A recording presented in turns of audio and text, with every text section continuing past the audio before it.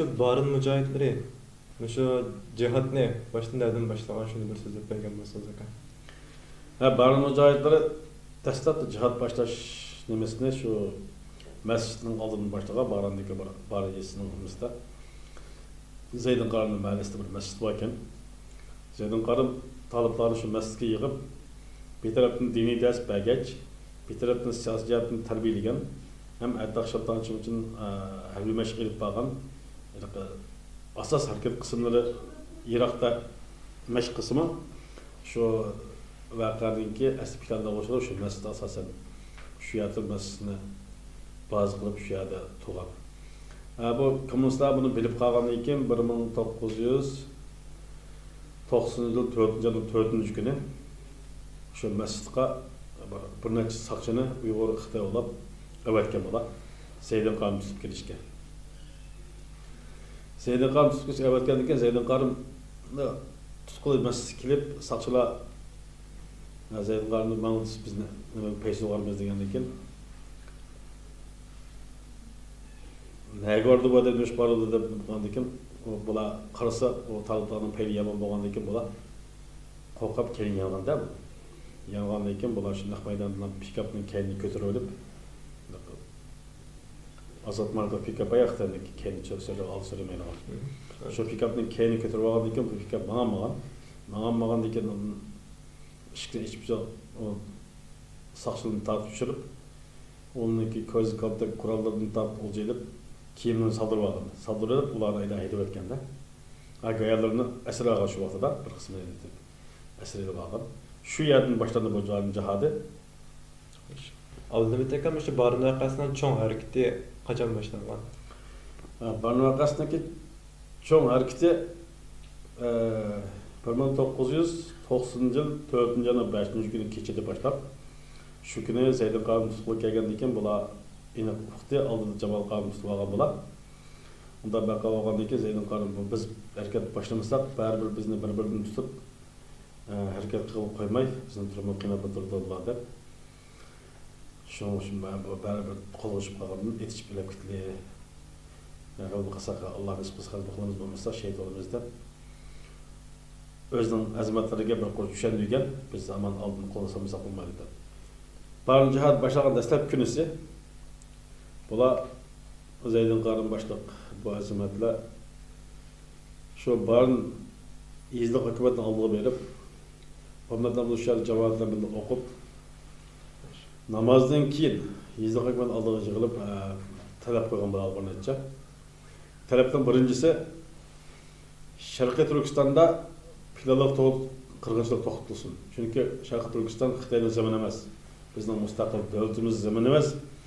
Bu yerga kelib Xitoyning bizni qirg'inlash huquqi yo'q degan.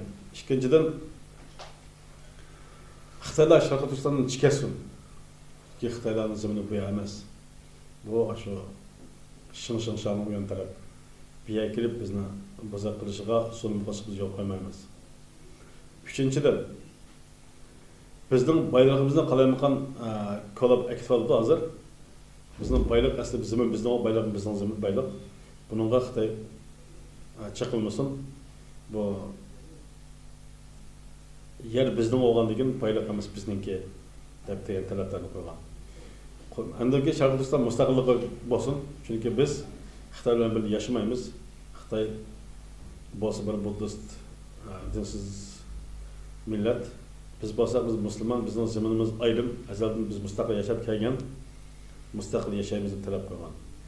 Bu talabni qo'ygandan keyin bu Xitoyning shu barın institutga vakili bo'lgan shujisi bo'lgan Xitoy shu vaqtdagi boshqa amallarni qo'yib bularni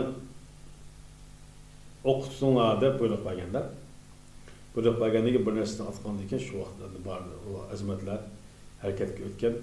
Hareketga o'tish jarayonida qurol oz, odam jiq bo'lgandan keyin atrofida saqchilar bo'lgandan keyin qurolsiz kishilar saqchilar bilan tanishib mushtlashib ketgan. Qurol bog'lari Xitoyning askarlarini otgan. Shundan barin jihat boshlanib ketdi. Shu jarayonda bu nima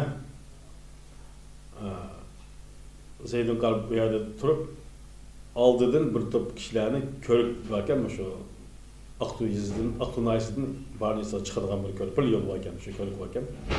Şu körükni bekip yetişqa bir türküm azmatlarını evetken. Bula körükte müstahkem turup bu Xitay askerler ötközmegen bu yerden. Ötközmegenden keyin bir neçe başına gelip ketkendan keyin bir narsa aldı uqmay kelgandan tosapla maşinada düşmey etip bir narsa atqandan keyin qag'al taslimlab tushgan. Tushga jiq qurolni oljagan bular. Oljayıp alab askan tushgan askerlarni asir elib bir jag'i bag'lab solab qo'yib turib, qasaq ichidan birisi qochib ketgan tamning ichiga. Tamning ichiga qochib ketgan askarni keyin İbrahim Ahmad ismli bir azmat o'tirmada qolib qoldi, muddatsiz kishlar. Shu kendini qo'lab berib, kaltakular askarning qo'liga urib, milhini tatib olgan. Demak, qurolliq bir jallat askarga bir kaltak bilan hujum qilish odatdagi insonning aqliga sig'maydi. Chunki bunda Allohga bo'lgan mustahkam iymon, kabri bo'lgan eng ashaddiy o'chmanlik borda. Shuning bilan bu o'lib ketsam mayli deb Allohga kaltak bo'lgan o Xitoy qurolini tashlab o'tgandan keyin uni bog'lab olib nimaga tashlab bergan, qurolni olib bergan Ibrohimning tapirishi shu qara. Undan keyin bu yerdagi azmatlar bu yo'lni tashlab o'tkazmagandan keyin Xitoyda boshqa yo'llardan bu yerdamda yo'llar ichidan Xitoyga ishlayotgan nurg'un jasuslar bo'lganligi uchun ularning yo'l ko'rsatib boshqa chiqib yo'lni tepib shu yerda qurolni tashlaganligini anglab qoldi. Anlab qolganda bu 4-yilning 5-kuni shu asosan qattiq etish bilan mudofaa turishlar 3 kun kechib oldi. Kechib olgandan keyin bular berib Zaydin qarim bu ahvolga yetkazdi. Bunda bir necha bir mashina nimani asir oldik. Lekin keyin boshqa yerda yo'l topganligini angladik degandan keyin unda bo'lsa biz hamda hammamiz kuchli bir joyga to'plab qattiq urushayli bo'lmasa baribir hammamiz qirg'in bo'lamiz deb odamlarni boshqa o'vatga hammani yig'ib akirib shu barliqni to'plablar ertasi jonni yo'qlab qanday ko'targan u yerda o'ljagan qurollarni ishlatish orqali qattiq etishgan. Shu vaqtida Zaydin qarim o'ziniki adidga yana 1994-yilning 6-kun juma kunida o'ziniki dunyoning yandig'ini xabar bergan. Ham buni tushunib ko'rganmi yoki Alloh boshqa yo'llar bildirganmi? Buni ko'p yilqi dinga ishonmaydigan kishilar balki ishonmasligi mumkin. Lekin Payg'ambar alayhisolamniki payg'ambarlikning 46 bir parchasi degandek ba'zi insonlar hatto uning boshqa kitoblar ko'rib qolamiz. Ba'zi kishilar o'ziniki qachon o'ldiganligini oldin Alloh bildirgan degan uchun Zaydin qarimning haqiqatan bir taqvo bir ulamo ekanligini bu hayotdan chiqib turdi. Odam shu yerda deydi ekan, men erta balki sizlardan ayrilib ketaman. Shunga men agar o'lib qolib qolsam, Abdug'ani bizga sizlarga boshliq bo'ladi deb oldinda qo'ydi ekan. Chunki Abdug'ani o bir Zaydin qarimning yaqin ag'asilib kichigimda cho'ng bo'lgan.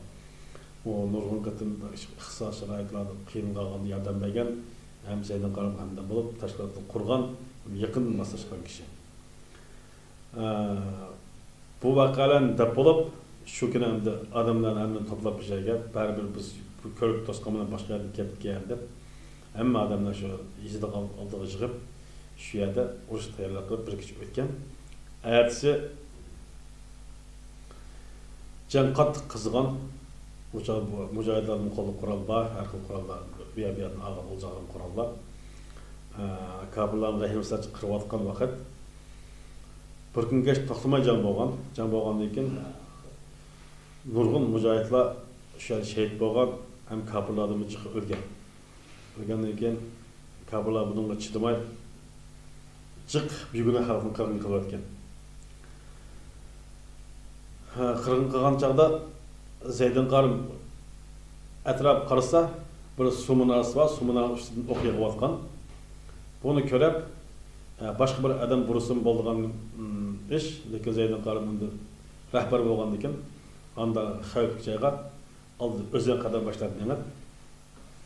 Қолға бір бомбаны еплап, бомбаны пілеге оты еқытылып, şu Sumunarı partili bende qarab mangan.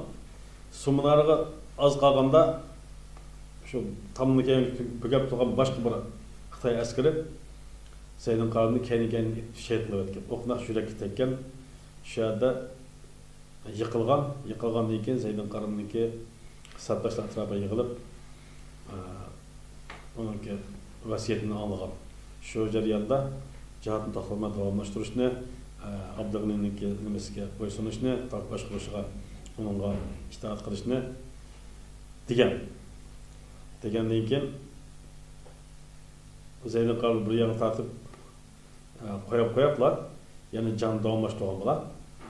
Jon davomlashtirib taki oqshomgacha to'xtamay urushgan. Urushgandan keyin nurg'un azmatlar shu yerda shahid bo'lgan.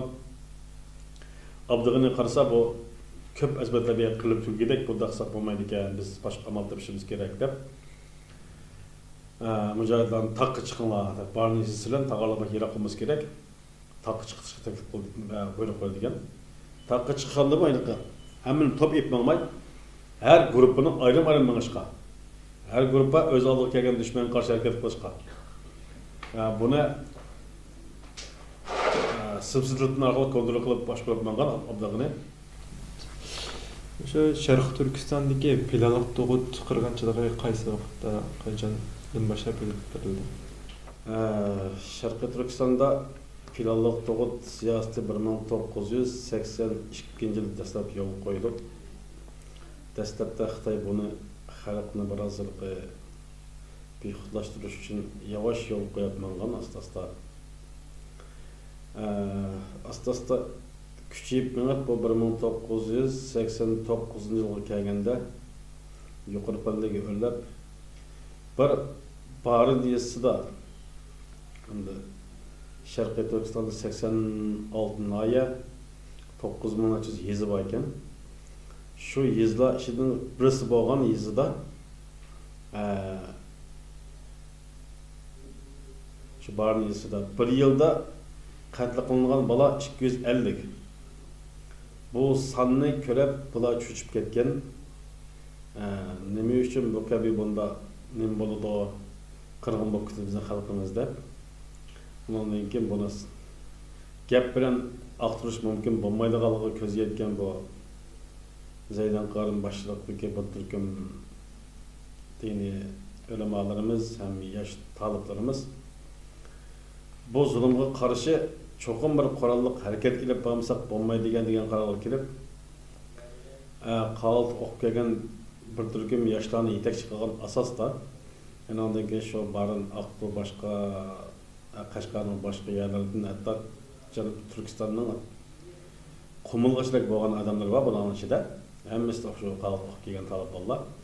Shular orqali xalqni ichidagi vatan xalqi ko'yindigan yoshlarni uyg'otib akirib hammani yig'ib shu yerda ish boshlagan bo'lar. Allohning rahmati bilan bu planlanib amalga oshirilgan eng unumli bir jihad bu. Uningdan burun boshqa nurg'un ishlar bo'lgan, masalan, mana shu 80-yillardagi Pezovat voqeasi deymiz va undan boshqa Qashqarda, boshqa yerlarda yuz bergan cho'ng voqealar bor. Planlab, lekin bular planlab amalga oshirolmagan. Lekin Mao Zeydin Qarın planlagan ishni avval Allohning rahmati, undan keyin Zeydin Qarındek bir qobiliyatli bir rahbarning yetakchiligida bu garchi bu jihad amalga eshitdan burun Xitoy kommunistlar qo'shib qolgan bo'lsa-mu, yana bu harakatni to'xtatmay bular davomlashtirgan ham amalga oshirgan. Xitoy necha vaqtdan bizda hech qanday bir zulm yo'q xalq dairasida hamma millat barobar yashaydi deb kelgan. Lekin ishidagi xalq izchil qarshi turib kelgan bo'lsa-mu, qarshilikni ifodalab dunyoga anlatamagan. Bu shunday bir sharoitda bu Zeyd Yusuf bu ustoz shu vaqtdagi o'ziniki o'quvchilar bor ekan, qatorda bu odam haqiqatan bir dunyoga Sharqiy Turkistonning Xitoyning zemini emas ekanligini, Sharqiy Turkiston azaldan ayrı va mustaqil davlat ekanligini, agar Xitoy uni yaxshilashib bermasa, urush qilib Kan dökep bolsun çoxum qaysi olduğunu ispatlap bu cihatni başladı. Hem əməliyyatını şunday qıldı.